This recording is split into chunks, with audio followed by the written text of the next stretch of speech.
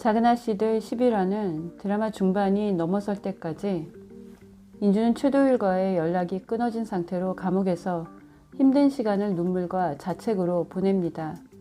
인주와 인경은 원상아의 지시를 받은 마리 기자의 5인조 5인경 자매 나쁜 년 만들기 거짓 프레임 씌우기 보도로 만신창이가 되어갑니다. 박재상의 장례식을 치른 원상아는 본격적으로 오자매를 죽이기 위한 행동에 나섭니다. 정난회에서 유일하게 살아남은 장사평에게 박재상 재단을 맡긴다며 자신의 불행이 오인경 기자 때문이라고 원기선 장군의 딸인 나의 고통을 덜기 위해서 그녀에게 고통을 주라고 지시합니다.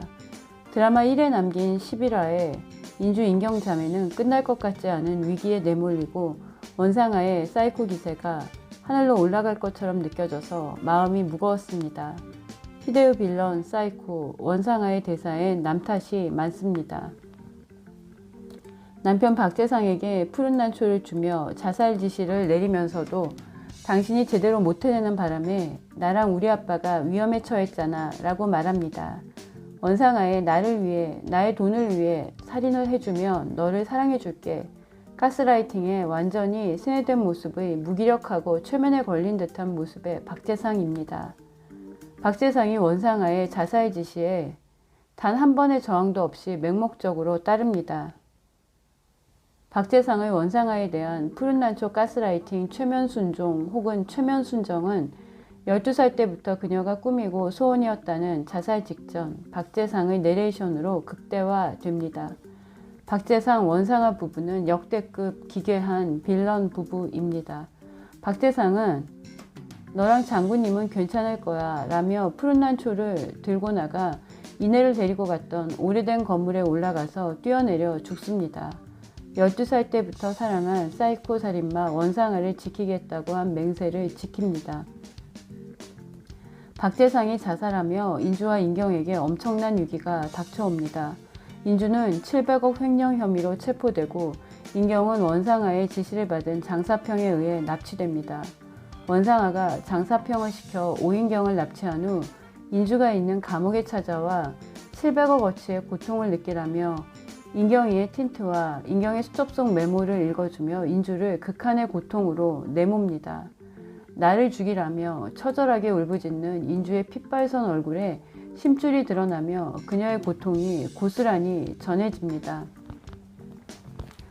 북방으로 들어가 무릎을 꿇고 앉은 그녀가 한 손으로 얼굴을 가리고 또 얼굴을 때리고 한 손으로는 가슴을 치며 숨죽여 오열합니다. 첫 번째 재판에서 인주의 국선 변호사는 그녀에게 700억 횡령을 인정하고 감형을 받는 게 지금으로선 가장 형량을 줄일 수 있는 선택이라며 20년형을 받을 것 같다고 절망적인 상황이라고 말합니다. 두 번째 재판에서 검찰 측 증인으로 나선 최도일을 인주가 봅니다. 증인석에선 최도일을 보는 인주의 마음이 복잡합니다. 최도일은 역시 인주를 위한 증언을 합니다. 최도일은 싱가포르에서 인주의 목숨이 위기에 처했을 때 원상아에게 살해당하기 직전 문 열고 나타나서 그녀를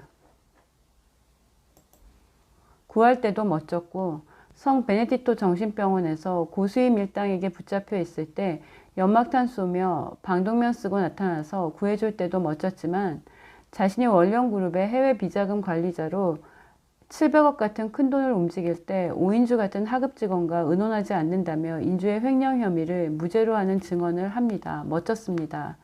버진 아일랜드 예니 엔터프라이즈에서 돈 세탁을 마치고 파나마의 HS 홀딩스로 700억이 송금되었고 그 계좌의 주인은 원상아 관장이고 진화영이 해외 계좌에 인주의 사인을 받은 것은 금융지식에 무지하고 순수하기 때문이라고 밝히는데 모든 대사가 다 스마트해 보였습니다.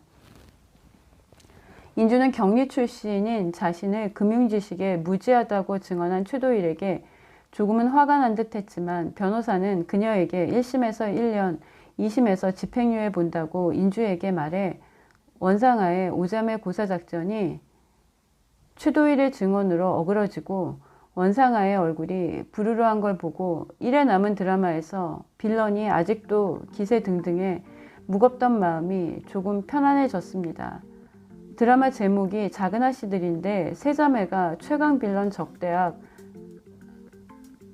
절대악 원령과에 맞서 싸우느라 노맨스는 기괴한 가스라이팅 괴물 부부 박재상 원상아 부부 장면에서만 나오고, 인주와 최도일의 썸은 최도일이 700억을 포기하며 자신이 가질 수도 있는 돈을 원상아 해외 비자금 계좌에 송금한 걸 보고 경악한 고수임이 원상아에게 짜증나게 무슨 미친 소리를 하는 거냐며 핀잔을 들을 각오로 물어보는 대사로 최도일의 인주를 향한 마음을 확인할 수 있습니다. 썸 타는 여자를 위해 700억을 날리는 미친 짓을 할 수 있나요? 최도일은 고수임의 뇌피셜에 따르면 썸 타는 인주를 위해 700억을 날리고, 즉 혼자 갖는 걸 포기하고 그녀의 횡령 혐의를 벗기기 위해 자신이 형사처벌 받을 수 있는데도 체포되는 선택을 합니다. 우리는 고수임의 대사를 통해 최도일의 인주를 향한 마음을 확인합니다. 재판이 끝나고 휴게실에 변호사가 잠깐 자리를 비우고 도일이 그녀를 만나러 옵니다. 최도일이 자리에 앉자마자 인주가 말합니다. 이렇게 뭐든 할 수 있는 사람이 한마디, 무사하다 한마디를 못 전하냐고 걱정했던 마음을 전합니다. 인주에게 무사하다는 말을 전하기 위해 전화를 했고 쪽지를 보냈고 인편으로 전하려고 했더니 독방으로 갔다고 해서 전할 수 없었다며 미안하다고 말하는 최도일입니다. 최도일의 인주를 향한 마음은 싱가포르에서 무릎 베게 해줄 때도 보였는데, 이때는 살짝 700억의 행방을 알기 위한 행동으로 비쳤을 수도 있었지만 로맨틱했고, 이번 11화 법정 휴게실 장면에서 최도일과 인주가 서로가 무사하길 바랬던 마음을 확인하며 더 진전된 느낌을 받았습니다. 인경도 원상아의 지시로 인경을 납치한 장사평의 위험에서 벗어납니다. 종호가 HTN 뉴스에서 진아영 살인사건에 원령과 원상아 관장이 연루되었다는 인경의 보도를 보며 안도한 순간 저도 안심했습니다. 뉴스 보도를 마치고 방송국을 나온 인경이 종호에게 달려가 포옹하며 이번에도 믿었냐고 묻는데, 종호가 이번에는 놓쳤을까봐 두려웠던 자신의 마음을 인경에게 이야기합니다. 저도 무시무시한 장사평의 목소리로 원예TV에 나오는 푸른 난초 이야기를 기다렸는데 네가 스파이 짓을 했어 라고 말하는 정난의 최후의 멤버 장사평의 분노에 몸이 떨릴 정도였습니다. 장사평은 정난애를 위해 원상아를 단죄해야 한다는 신념으로 원상아를 버리는 선택을 했고, HTN에 나와 원상아의 살인행각에 쓰인 푸른 난초가 원상아 관장 저택에서만 자란다고 증언함으로써 원상아의 살인을 고발합니다. 작은 아씨들 11화 엔딩, 인주가 법정에서 700억보다 소중한 자신을 깨달았다고 진술하는데 진아영이 법정문을 열고 들어옵니다. 싱가포르에서 교통사고로 위장해 인주를 죽이려던 박재상으로부터 그녀를 구한 사람은 진아영이었습니다. 인주가 꿈이라고 느꼈던 장면, 멀리 도망치라고 했던 사람은 진아영이었습니다.